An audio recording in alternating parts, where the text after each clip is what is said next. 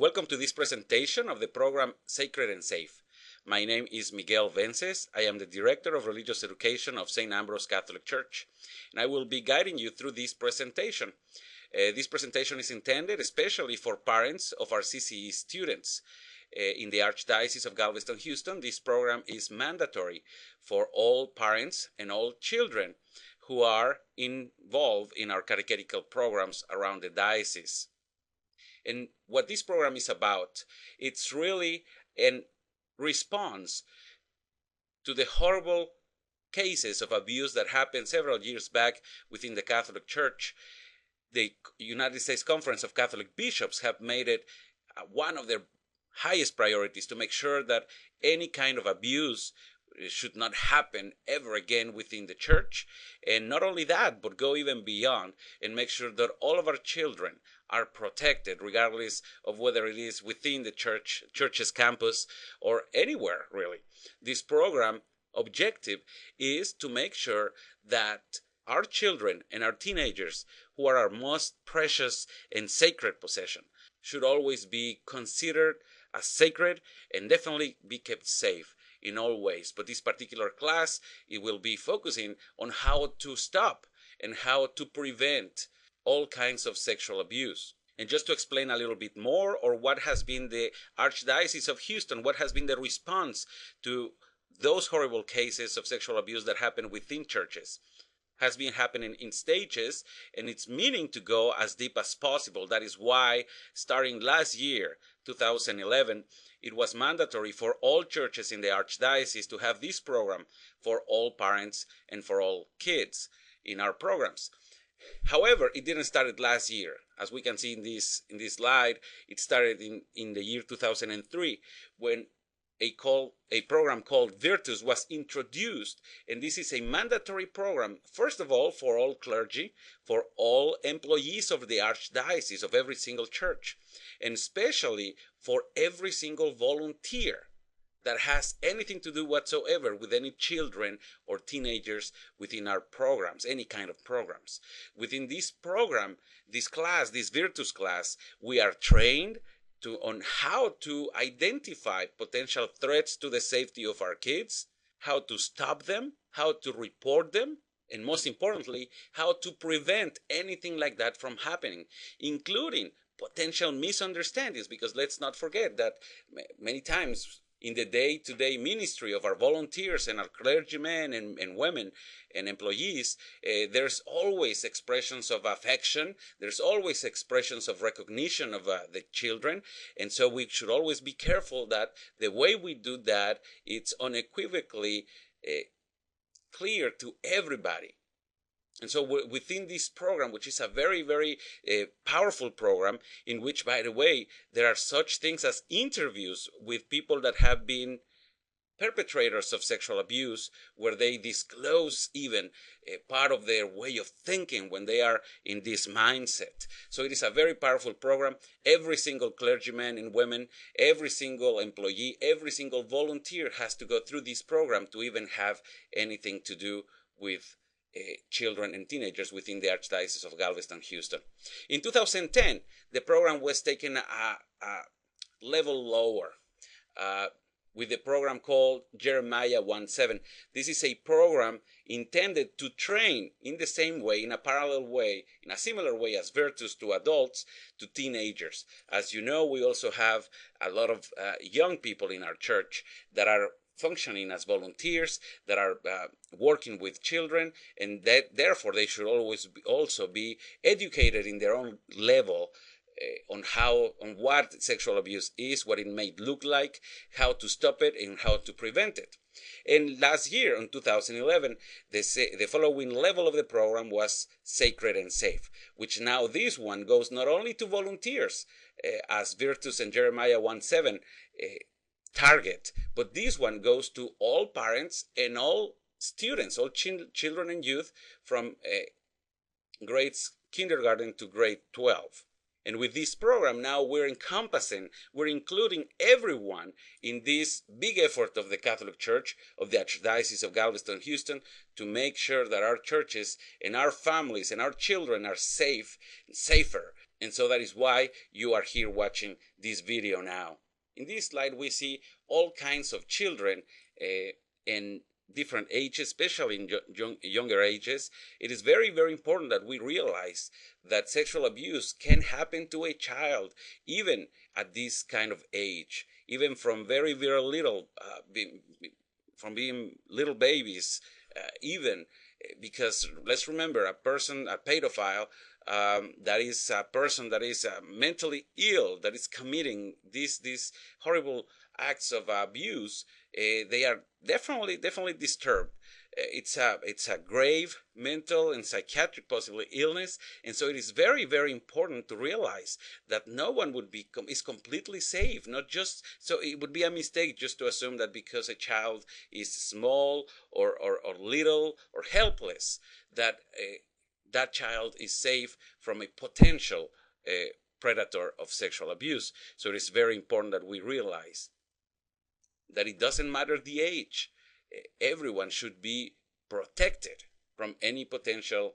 Now let's review some of the important guidelines for the Catholic Church in response to this horrible situation and reality of sexual abuse.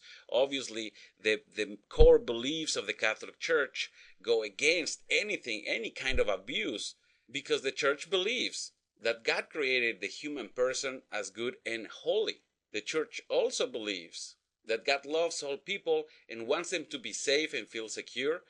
The Church also believes that every person has the right and the responsibility to care for themselves, that words and touch can be loving or harmful, and that God wants people to make loving choices. Children also, this is also very important, the Church believes that children can learn to distinguish between persons who provide genuine sense of safety and those who want to sexually abuse them through trickery. This is very important because sometimes we have encountered adults or parents who believe that their kids are so small and so unknowing and so naive that they could not realize the difference. So it is very important to realize that yes, we can teach our kids how to differentiate, how to figure out when someone's intention, when someone's level of caring might be inappropriate, and that is something very, very important. So we believe that we can actually make a difference. This is also, recognizing that there are some kids that are more trusting in nature, and that means that we're probably going to have to work a little harder to make them understand that not everybody is a safe person. But it is important that we believe that we can make a difference in how we educate our kids to make sure that the people they are trusting, it's definitely a trustworthy person. Now, what is the primary objective of Sacred and Safe? Our objective, our goal is that no child ever experience the trauma of sexual abuse. And we also want to enable children to experience their true dignity as sons and daughters of God.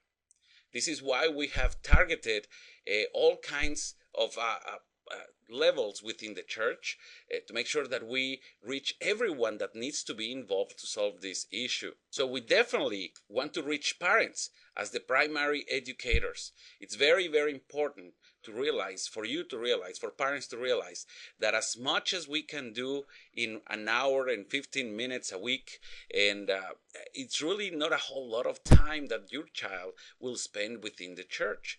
And so we have so much to teach them that it would be impossible to teach them all they need to teach. And also we have to remember that what they really learn from is from example.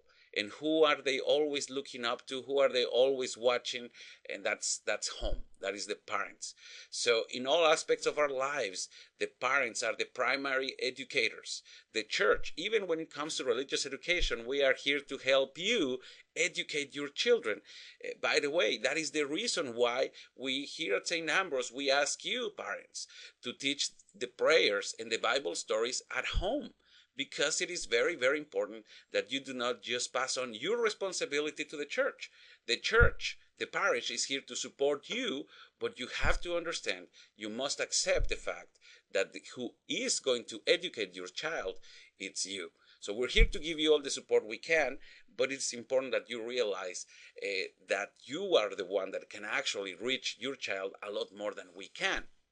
And that, of course, will go to this whole issue of sexual abuse prevention. Definitely, number two, we also are targeting, we're also reaching for the children. The children as learners, they can learn. And so it is very, very important to realize that. And as I was saying, the church is our support. Now, how do we do that? How are we trying to reach all of these levels within the church? Well, two ways. One of them is through policies and procedures which foster safe environments for children. For instance, within the church, we have several policies and procedures that we follow to make sure that we have a safe environment. Among them, of course, we review and make sure that every single volunteer that has anything to do with children, they have to go through a whole process. Even part of this program, this Virtus program, they have to give us access to criminal record history. So that's part of our policies and procedures. Also, we always instruct, by the way, in the same class, never to have only one adult present, especially when there is a big class or a small class. It doesn't matter. Here at St. Ambrose, for instance, in every single class, we always attempt to have at least two volunteers, two adult volunteers, to make sure that at all times they are always protected, both the children and the adults, from any potential misunderstanding. And we always instruct, also part of our policies and procedures is that we have advised all of our volunteers to never, ever, ever meet one-on-one with a child or a teenager in any secluded place. So these are just some of the examples that we have. We have also reviewed our facilities to make sure that there are not places where a potential perpetrator could take a potential victim within the church grounds. So that is one of the approaches. And the second approach, of course, is education to clergy people, to employees, to parents, to children. Now, at this point, I will invite you to review with me in your parent handout. There is a questionnaire. And I will invite you to go with me. It's the very first page of your parent handouts. And there's a questionnaire. The second page are the answers. But let's just go through this. In the number one question of this questionnaire, it asks the following. Research studies indicate that the strongest influence on children of all ages is, the correct answer is parents. Surprise, surprise. Of course, they do receive influence from their friends, from television, from internet, from the media, from teachers. But always, regardless of what we may believe or what they might want us to believe, the kids always are learning from their parents. Number two, most sexual abuse perpetrators are strangers. And this is false. This is false. If you go to the second page, the answers, it says 95% of reported child sexual abuse is by someone who knows the child. This is very, very important because one of the myths about sexual abuse is that they usually happen by some stranger. And I know we warn and we tell our kids, and they're very well trained about not trusting strangers. But the problem with sexual abuse is that in many cases, in most cases, 95% of those cases, the perpetrator is known to the child, meaning that it's either a family member, a friend of the family, or someone who has befriended the family to make sure that he or she, this potential perpetrator, is trusted. So by the time that the whole process of grooming, as it is called, the process by which the person earns the trust of the victim and the parent's victim, and the victim's parents, by the time the abuse happens, this person, it's already somebody that is known and trusted by the parents and by the child. So that is very, very important to realize. Number three, most sexual abuse is done through the use of violence or threat. This is also false. And if you go to the answer, it says most child sexual abuse is done through a process of grooming, which means is the winning of the trust of the child and of the child's family by the perpetrator. Once trust is established, a gradual process of boundary violations occurs. So this is very, very important. Number 4, grooming by a sexual abuse perpetrator, which is this process of winning the person's trust or friendship through false pretenses, can happen to parents of children as well as the intended children. And this is, of course, true. Perpetrators of child sexual abuse often try to win the trust of parents through gift giving or by establishing pretenses of caring through tutoring or taking special interest in the child. In this way, a child's concerns or allegations of boundary violations may be more easily dismissed by the parent. This is something very, very important. A temptation is when a child or a teenager has reported to a lot of people, to especially parents, that some sexual misconduct has happened by somebody in the family, and many times we dismiss it as, oh, this is just child craziness or child nonsense, because we have come to trust this person so much that we become blinded. That is a big no-no. We should always take it seriously. We should never jump to conclusions immediately, but we should never ignore it. We should always, when we hear this, we have to become aware. We have to become very vigilant to make sure that to become aware of what is happening and make sure that we are not dismissing a good claim. By the way, even if the claim was not completely accurate, it would mean that there's probably some deep issue within the child. But it's very, very important that we never dismiss a claim right out the bat, and that we always take it seriously enough to become aware, to investigate as much as possible, but we should never dismiss it. Number 5, all children are equally susceptible to being victims of sexual abuse through the grooming techniques. This is false. Although all children are at risk of sexual abuse, research indicates that children with low self-esteem have poor peer relationships, do not have strong emotional connections with a parent or family, suffer from depression or other mental emotional problems, are the greater risk to become victims of child sexual abuse. So this is very important. Every child is at a different level of risk. There will be some children and teens that by their own nature, they will be mistrusting of people whom, they consider not trustworthy. Or by their mental state, or by family problems, or by personality. So that means, even though no one is completely safe, but we should always be careful to really know our kids, not to underestimate them or overestimate them. This is very, very important. We should always be conscious and aware of how susceptible our kids, according to their situation, personality, etc., might be to being victims of sexual abuse. Number 6, what is a primary reason why children allow sexual abuse in non-violent contact? It gives us here several options. A, children are unsure of what to say to the perpetrator. B, children do not forcibly say no. C, children have mixed feelings about the experience. And D, all of the above. And here the answer is all of the above, because yes, part of the problem, part of the reason a child is not able to say no to the perpetrator is because they are not sure what to say. Remember, this is an adult, a person that has earned their trust and the trust of their family. And so they are unsure. The kids are still learning how to respond to adults. And as we tell them to respect adults, it will be very confusing for them what is happening. And so at first they are unable to even say how to respond to the perpetrator.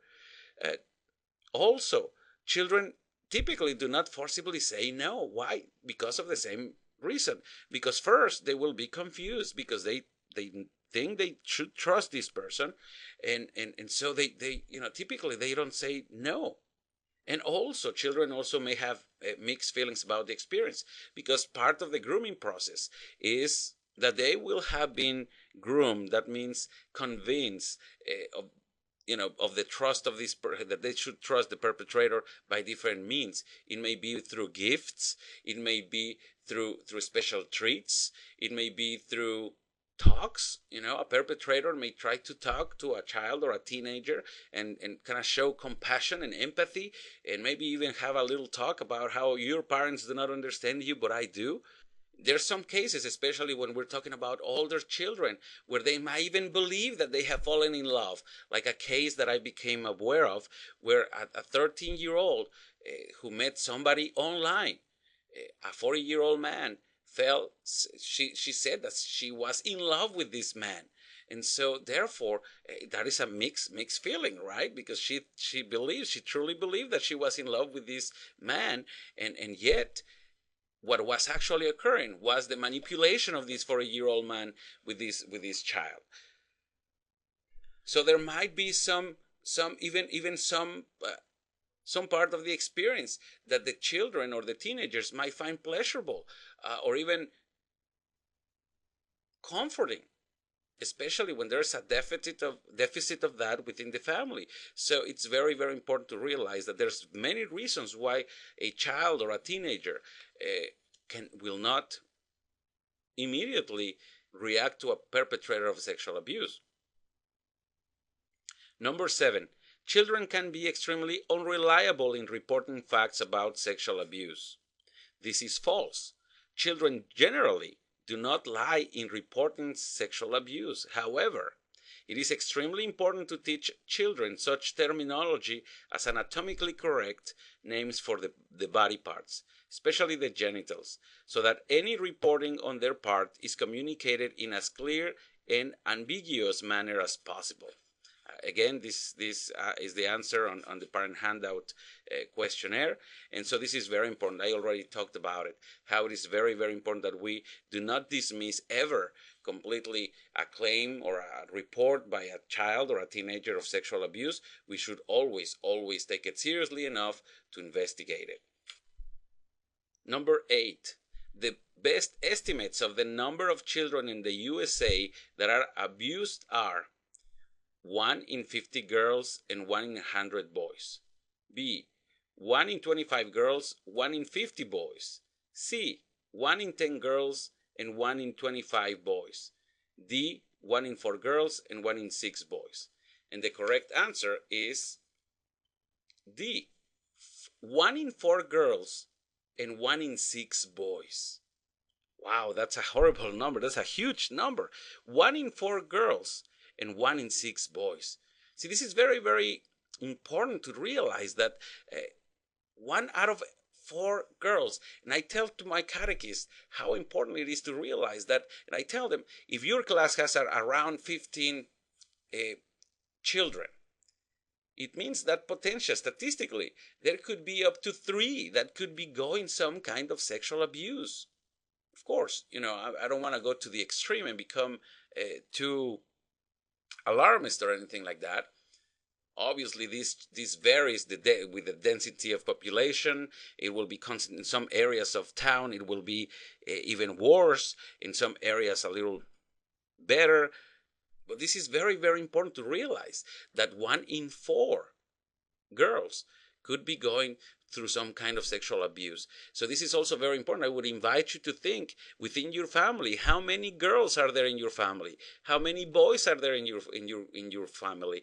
And then ask the question, how many of they, at least statistically, could be going through some kind of sexual abuse? So it is very, very important just to create awareness, not paranoia, but yes, awareness is the key word here. Number 9, regarding the use of internet, what might be a sign that your child is a victim of sexual abuse? And the answer is all of the above. So let's read them. The fact that your child receives mails, gifts, or packages from someone you don't know, that's definitely a red flag. If your child turns the computer monitor off or quickly changes the screen on the monitor when you come into the room, that's a red flag. If your child becomes withdrawn from the family, that's a red flag. That's only a few among the red flags. But remember, it's very, very important to realize that the internet is a wonderful tool for knowledge and communication, but it can also be a wonderful tool for horrible people, for perpetrators, to get in touch with children. and it's in fact happening more and more. So it is very important that you take steps to realize how your kids are using internet. And I know this becomes especially difficult with kids having laptops in their rooms where they can just lock the door and do whatever they want. They can literally go anywhere they want with their computers, meet anyone they want, and also anybody who wants to can actually have a channel to reach your children. So it's very important to limit the access to laptops, especially make sure that it's in places where you can monitor that. And it's very, very important that you also learn how to use parental controls for one thing, and how to review the history of the surfing done by your family members, to make sure that this is not, that the internet is not becoming a weapon against your kids. Number 10, one way a parent can prevent child abuse is, in this case, the correct answer is B, by monitoring their child's friends, their whereabouts, and the use of internet. So I hope that this questionnaire helps you understand a little bit of the depth on how there are so many ways in which we need to be thinking on how to prevent sexual abuse and potential sexual predators to get to our kids. So really quick, here's some more statistics. 95% of victims know their perpetrators. Again, it's very seldom. Only 5% of the time it's a stranger. 1.3 million children are sexually abused every year. 20% of children under the age of 8 are sexually abused of one way or another. 1 in 5 children are solicited sexually on the internet. 9 is the median age when child abuse is reported. 1 in 4 girls and 1 in 6 boys is sexually abused before the age of 18. An estimated 39 million survivors of childhood sexual abuse exist today in the USA. 44% of all rape victims are under the age of 18. 50% of teenage rapes go unreported. Only 33% of abused 13 to 18-year-olds admit to be sexually abused. Only 1/3. Sexual abuse is an act of violence that affects every gender, race, culture, faith, and socioeconomic class. 68% of teen mothers have been sexually abused. So as you can see by the statistics, this is a very, very serious problem, and it should not be ignored. Now, here are some of the ways that we can realize whether maybe a potential sexual abuse is happening to a child or a teenager. Now, this is very important. As I say, we should always take seriously a report, but most of the time they will not come and report it. Most of the time they will have some internal trauma going on, and they will show it in one of these different ways. One of them could be excessive crying. Now, it's something interesting, important to realize. Nobody knows your child better than you do. So if you ever at some point realize a sudden change or even a gradual change into one of these situations, don't just dismiss it as, oh, they are in that age or that. It's very, very important that if you see something like this happening, you take serious notice and you find, if necessary, somebody to guide you and help you understand what this means. But some of the phases of child sexual abuse, some of the ways in which we can detect that something is going on, is excessive crying, sleep of eating disorders, which might mean either that suddenly they are eating a lot, or not eating enough, or not eating at all, or they are, the same goes for sleep. They might be sleeping a whole lot, or they might not sleeping at all. Another one is the inability to concentrate and to develop some anxiety disorder, panic attacks, and all of that. Role confusion. Now, what does this mean? It means that for boys, it might mean that they may start having some thoughts about dressing like the opposite sex, or even talking about some particular liking about the people of the same sex. So that's very, very important. It's something that could happen as a result of sexual abuse. definitely drugs and alcohol problems, urinary, bowel, or genital problems, and sexually transmitted diseases. So as you can see, there's different ways in which we can realize that something is or might be going on. So if you realize that your child or somebody you know is going through some of these situations, some of these expressions, it's very, very important to take notice and to become vigilant and even to start asking questions. Here's a few more. Poor self-image. And we notice nowadays that there's a lot of this whole idea of cutting oneself, hurting oneself. That's something very, very important. If you start realizing that, if there's any other ways in which your child tends to punish himself or herself, that's something to be noticed as well. Also, when they become unable to form stable relationships, I know that's definitely something that can happen because of sexual abuse. They become unable to trust and have appropriate relationships with other men, with other women, and so that's something to be noted as well. Of course, depression and suicide are also expressions of what could be sexual abuse. Now, something important about this whole process of a perpetrator being able to take advantage of a victim. And here are some of the dynamics. And the dynamics are power, are secrecy, and grooming. What this means is that a person, a perpetrator, will use all of this to make sure that he or she takes advantage of a child. Power, it refers to the fact that even though it's not the first step in this whole process, but the adult will always use power if necessary, even through the use of threats, to make sure that this whole situation of sexual abuse is kept secret. So that's something very important. The power of the adult over the child, which can be emotional, which can be physical, but it's part of this whole dynamic. The secrecy thing is also very important, of course, for this situation to continue to happen. It's something that the person will try to keep secret. And how will he or she try to do it? He or she will convince the victim that this needs to be a secret, that it comes out. He or she or her parents or his parents could be hurt. And of course, I already mentioned part of the grooming process, which can have many different ways, but the main objective is to earn the trust. But even when all of this fails, even the whole power dynamic of the threats, it's something that will come into play. So we have to be very vigilant about these dynamics, especially if we see anything like that in a person that is close to our child or to any child or any children. So here's what we can see. Through the dynamic of power, is controlling the child. Through secrecy, using intimidation, manipulation, or fear, and the grooming process of which we have already talked about. Now, this is something very important. Red flags. How can we spot somebody who could be a perpetrator? So, adults who prefer the company of children and youth to adults.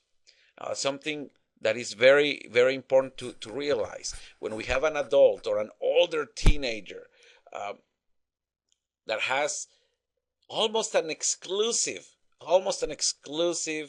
interest in children, that's something to be noted. These kind of people, sexual predators, often will just will have only superficial relationship with adults because their ultimate interest are the children. So that's something very important. If somebody prefers the company of children to youth and youth to adults, that's a red flag.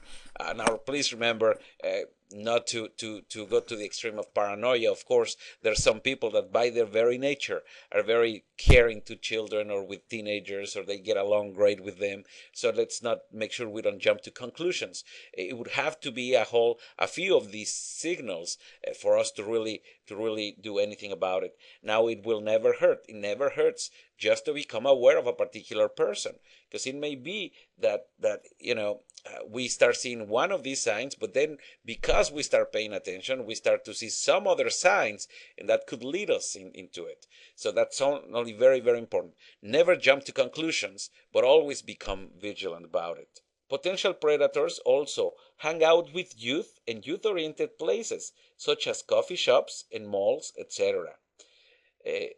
Potential sexual predators find ways to spend time alone with a child or youth, especially overnight. A potential sexual predator will provide gifts, trips, favors, or affection to a specific child or youth or select group of youth. A potential sexual predator will use too many hugs, pats, or touches youth more frequently than it's appropriate. So it's the whole expression of affection. We can tell when it's excessive. A potential sexual predator will provide items of interest like video games to children and youth and invite them to make use of them in private locations. And a potential sexual predator will insist that children and youth are deep or share their deep personal feelings with him or her, again trying to earn their trust. So if you see one or more than these signs or red flags, it's very important that you become vigilant to make sure that that person is or not a sexual predator. Again, do not jump to conclusions, but do become vigilant. Now, this is an important part. What do we do when somebody discloses that there's some abuse going on or that some abuse has gone on? And the questions are basically two. What should I do? How do I respond to the child? And that is very, very important question. Now, these are the primary goals of somebody that becomes aware of some inappropriate situation.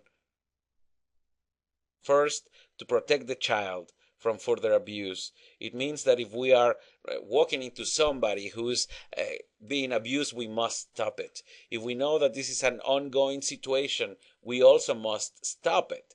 Now, how do we do that? If we learn about it through a child, we will see in a little bit, the state of Texas mandates, it's a legal obligation to report it to the police immediately. By the way, that's something very, very important to know, that anybody in the state of Texas that knows about, that becomes aware or becomes suspicious or has cause to believe that abuse of any kind is going on for a particular child or teenager, that person is legally obligated to do it. But it's also the best way to stop abuse from continuing. For instance, if you knew that a child was to tell you that he or she was being abused at school, you are not the police. It's not your job to go to the house and stop the abuse from happening. It is your job to notify the appropriate authorities, in this case, the police or the CPA, the Child Protective Services. So that's very, very important. So the first goal is to protect the child from further abuse. Second, stop the abuser from exploiting or hurting other children. So that's also very important. If it's within our power to do so, we need to do so safely, of course. But the best way to do that is by reporting to the police. And number three is to address the child's symptoms and the harm done to the child and the child's family, trying to provide for professionals to come in and do counseling, appropriate counseling, and appropriate addressing of this situation.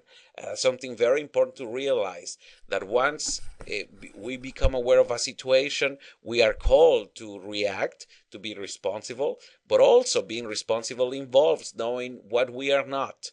And we are not the police, and we are not professionally trained people to deal with this whole situation. So pastorally, what we're supposed to do with the child is we need to respond with loving compassion to him or her. It means that we hear them. By the way, it's very important that we realize that it will do no good to the child if we become too expressive of horror, right? If they are telling us, disclosing something horrible that has happened to them, and then we become scared and we become agitated, we are doing no favor to the child. It's very important to keep your composure as you hear the child, that you try to figure out what is the appropriate response to the child as well. because your reaction might be to try to hug the child in a way to console him or her. And just remember that the very nature of this situation of sexual abuse is that they will become maybe even averse to physical contact. So it's very important that we do not overreact and that we remain calm. Legally, we must disclose our knowledge to the state. And of course, we also need to find the professional people to deal with this situation. Now, do remember to tell the child that disclosure by the child is something very, very difficult. So you must be very tactful. Even if he or she is your kid, you have to be careful not to overreact, to start yelling or hurting the kid or anything like that. You need to become calm, to stay calm. You should never expose your own anxiety to the child, as we had mentioned. You must reassure the child that what happened is not his or her fault, and reassure him or her, saying, for instance, you took courage. You're a courageous person because you disclose it, and that is the right thing to do. So you definitely have to assure the child that you will do everything you can to protect him or her from further abuse. Do allow the child to use his or her own words to describe the incident. Do assure the child that he or she is not to blame for what happened. Do treat the child normally. Do take care of the child's emotional needs. Again, if you're able to. If you don't know how to do so, find the appropriate help. Do listen and take notes. Not at the time that the child is disclosing it to you, because that might be threatening to the child. But first listen intently, and at the first opportunity you may want to make some notes so that in the future, if there's an investigation, or when there's an investigation, if you are called to testify, then you can make the appropriate remarks about what the child disclosed to you. Now, it's very important that you do not write your conclusions about what the child disclosed to you, but that you remember exactly what the child disclosed to you, even the words that the child used to describe it. So allow the child to talk about the incidents if he or she brings it up. Write down concerns and questions for CPS, police officers, and therapists. Love and support the child. Do not use your language to help the child describe what happened. Meaning, do not try to put words in their mouth. Do not try to make them say what they're not trying to say. Just allow them to speak as able as they might be to do so. Do not try to interview or investigate. It is not your job. You're not trying to do that. It is the work of the police, the job of the police to do that. Do not overreact. Do not express fear, anger, or anxiety. Do not initiate conversation about the incident. Do not let personal feelings influence the child, and do not reward the child for giving information. This is very important. This is the legal requirement for everyone in the state of Texas to report any cause to believe that a child may be. You don't have to be certain. You may, if you have cause to believe that a child could be in mental, emotional, physical, or sexual abuse or neglect, you must report it to the child abuse hotline. And you can see here in this slide the phone number, 1-800-252-5400, or call your local police. Failing to report child abuse and neglect is a Class B misdemeanor in the state of Texas. So it is not optional. Once you become aware, you must report it. Now, this will conclude our presentation.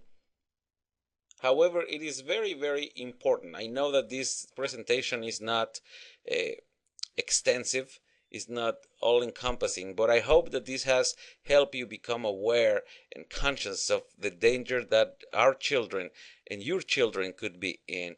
So it is extremely important that if anything that has happened that you're watching this video becomes a source of anxiety for you. Maybe because some of it has rung true. Maybe because you're doubtful of anything. Please let us know. Let me know. As the director of religious education, I will be more than happy to talk to you about it, even to guide you through the thought process, or even connect you with appropriate professionals. So any question whatsoever that you may have about this, please let us know. We'll be more than happy to sit with you and go through it. Other than that, we just thank you for being a part of St. Ambrose, and we encourage you to make sure that from your end of things, from your point of view, you make sure that your child stays safe. And I want to reassure you that from our point of view, from the point of view of the church, we're doing everything we can to make sure that your child is also safe. May God bless you. And I will close by reading this closing prayer. Dear God, help us as parents and as a community of faith to work together to support each other in the care of our children. Give us ears to listen to our children, words to comfort, guide and correct, hands to reassure, and feet to stand by them. Protect them from all harm. In Jesus' name we pray. Amen.